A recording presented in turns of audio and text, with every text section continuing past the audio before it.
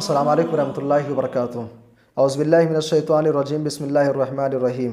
فلما جاء امرنا جعلنا عالیہا سافلہا وامطرنا علیہا حجارۃ من سجیل منضود مسومۃ عند ربک وما ہی من الظالمین ببعید۔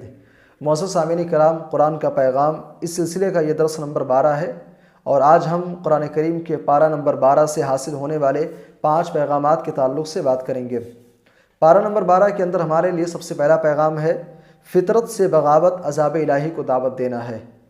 جو چیزیں فطرت کا حصہ ہیں، نیچر کا حصہ ہیں، اگر انسان ان سے بغاوت کرتا ہے تو گویا کہ وہ عذاب الہی کو دعوت دے رہا ہے۔ اللہ تعالیٰ نے حضرت لوط علیہ السلام کا ذکر کیا، اور آپ جانتے ہیں کہ قوم لوط کو اللہ تبارک و تعالیٰ نے بہت ہی دردناک طریقے سے ہلاک و برباد کر دیا تھا۔ ہلاک کرنے کا انداز کیا تھا؟ قرآن کہتا ہے کہ فلما جاء امرنا جعلنا عالیہا سافلہا، اس بستی کا جو اوپر کا حصہ تھا اس کو نیچے کر دیا گیا، بستی کو اٹھا کر کے پٹک دیا گیا۔ اور صرف یہی نہیں، وَأَمْطَرْنَا عَلَيْهَا حِجَارَةً مِّن سِجِّيلٍ مَّنضُودٍ، اور ان کے اوپر پتھروں کی بارش کی گئی۔ ایک تو بستی کو اٹھا کر کے پلٹ دیا گیا، اور اس کے بعد پھر اس بستی کے اوپر پتھروں کی بارش کی گئی، اور پتھر بھی کیسے تھے؟ نوکیلے پتھر، نوکیلے پتھروں کی بارش کی گئی۔ اور ساتھ ہی ساتھ قرآن یہ بھی کہتا ہے مُسَوَّمَةً عِندَ رَبِّكَ، اس پتھر کے اوپر ایک ایک فرد کے نام لکھے ہوئے تھے۔ آسمان سے گرنے والا وہ پتھر کس کو لگنا ہے، قوم لوط کے کس انسان کو لگنا ہے، ہر ایک کے نام لکھے ہوئے تھے۔ آپ اصحاب لوط، قوم لوط کے اس واقعے میں جب آپ دیکھیں گے، ایک سوال آپ کے ذہن میں آتا ہوگا کہ اللہ تعالیٰ نے اس قوم کو ہلاک کیوں کیا؟ ان کی ہلاکت اور ان کی بربادی اور اتنے بھیانک قسم کے عذاب سے دوچار ہونے کی بنیادی وجہ یہی تھی کہ یہ لوگ فطرت الہی سے بغاوت کرنے والے تھے۔ اللہ تعالیٰ نے مرد کا جوڑا عورت کو بنایا ہے، لیکن انہوں نے کیا کیا تھا؟ عورت کو چھوڑ کر کے اپنی خواہشات مردوں سے پوری کیا کرتے تھے، جس کے نتیجے میں اللہ تبارک و تعالیٰ نے اتنی بری طریقے سے ان کو ہلاک کر دیا، ان کا نام و نشان مٹا دیا۔ تو فطرت سے بغاوت عذاب الہی کو دعوت دینا ہے۔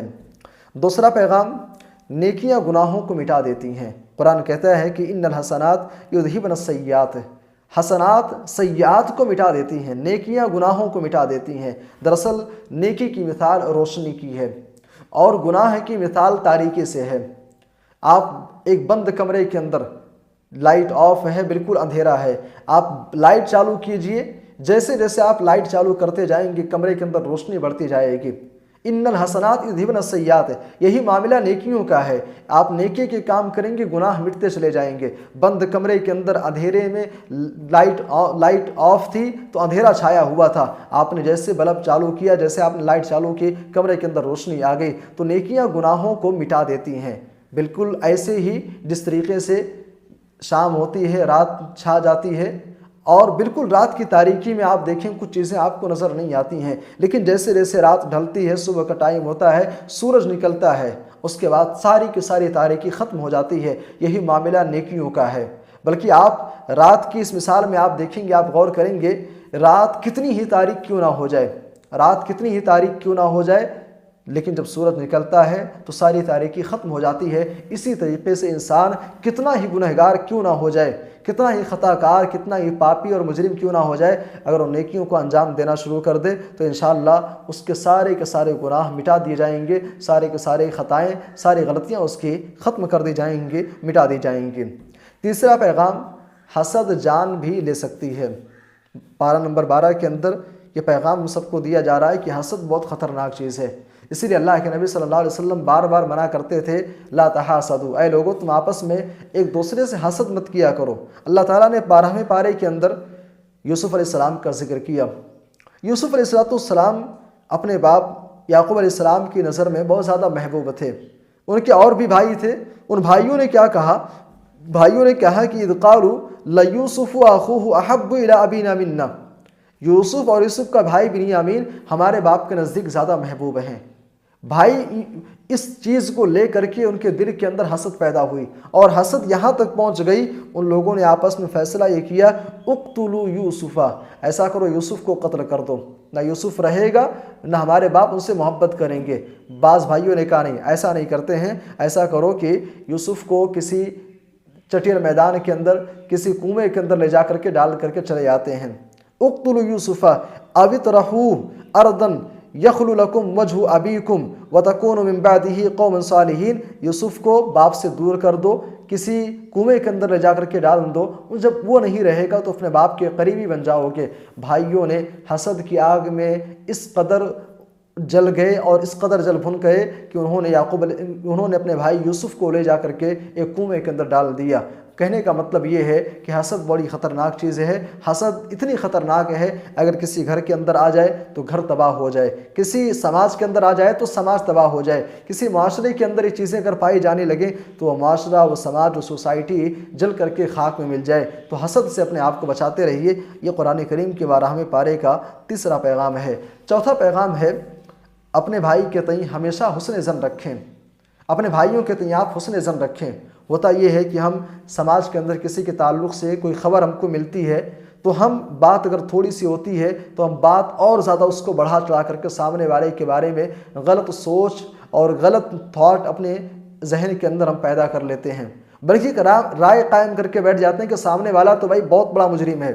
اور خاص طور سے اگر غلطی علماء کے تعلق سے اگر سامنے آئے تو بات اگر معمولی سے ہوتی ہے اس کو اتنا اچھالا جاتا ہے، اتنا اچھالا جاتا ہے کہ اللہ کی پناہ۔ اللہ تعالیٰ نے یوسف علیہ السلام کا ذکر کیا۔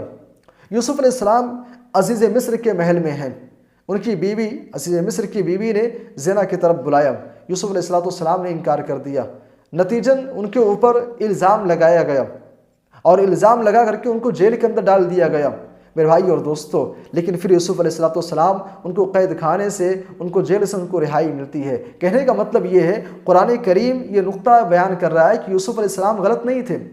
عزیز مصر کی بیوی ان کی طرف غلط ارادے سے مائل ہوئی اور زنا کی طرف وہ بلا رہی تھی، لیکن یوسف علیہ السلام اس معاملے میں بالکل پاک صاف تھے، ان کا کوئی قصور نہیں تھا۔ کہنے کا مطلب یہ ہے کہ سماج کے اندر، سوسائٹی کے اندر کبھی بھی کسی کے بارے میں کوئی بات سامنے آئے تو جب تک اس چیز کو اگر آپ نے اپنی آنکھوں سے نہیں دیکھا ہے، خود آپ نے مشاہدہ نہیں کیا ہے، آپ کسی کے بارے میں رائے قائم کر کے مت بیٹھیے، سامنے والے کے بارے میں آپ حسن ظن رکھا کریں۔ اسی طریقے سے 5واں پیغام پارہ نمبر 12 کے اندر، ہر جگہ توحید کی بات ہونی چاہیے۔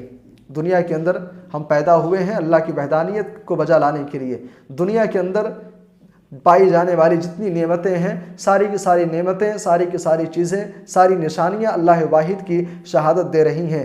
دنیا کے اندر رہتے ہوئے ہر جگہ جہاں کہیں بھی ہو اللہ واحد کا تذکرہ، توحید کا اعلان، توحید کا پرچار اور توحید کی نشر و اشاعت ہونی چاہیے، توحید کی باتیں ہونی چاہیے۔ اللہ تعالیٰ نے یوسف علیہ السلام کا ذکر کیا، جب جیل کے اندر ان کو ڈالا گیا، جیل کے اندر ان کے ساتھ میں 2 لوگ اور داخل ہوتے ہیں۔ یوسف علیہ السلام ان سے گفتگو کرتے ہیں، ان سے بات کرتے ہیں، اور بات کرتے ہوئے ان کے سامنے یہی بات رکھتے ہیں، کہتے ہیں کہ اے میرے قید کے ساتھیوں، ارباب متفرقون خیر، کیا بہت سارے معبود بہتر ہیں، ام اللہ الواحد القہار، یا اللہ واحد، بہت سارے معبود بہتر ہیں یا ایک اللہ، ما تعبدون من دونہ الا اسماء سمیتموہا، اے میرے ساتھیو، اللہ کے علاوہ جن کی بھی تم عبادت کرتے ہو یہ چند ایسے نام ہیں، سمیتموہا انتم و آباؤکم، جن کو تم نے خود گڑھ لیا ہے، جو نام تم نے خود دے دیا ہے یا تمہارے باپ دادا نے وہ نام دے دیا ہے۔ کہنے کا مطلب یہ ہے، ہر جگہ توحید کی بات ہونی چاہیے، توحید کا پرچار ہونا چاہیے۔ اللہ تعالیٰ ہم سب کو توحید کو اپنانے اور توحید کو اپنی زندگی کے اندر نافذ کرنے کی توفیق عطا فرمائے۔ یہ 5 پیغامات تھے پارہ نمبر 12 کے تعلق سے۔ اللہ تعالیٰ ہم سب کو قرآن کی آیتوں میں پڑھنے، قرآن کریم کو پڑھنے اور اس کی آیتوں میں غور کرنے کی توفیق عطا فرمائے۔ آمین، تقبل یا رب العالمین۔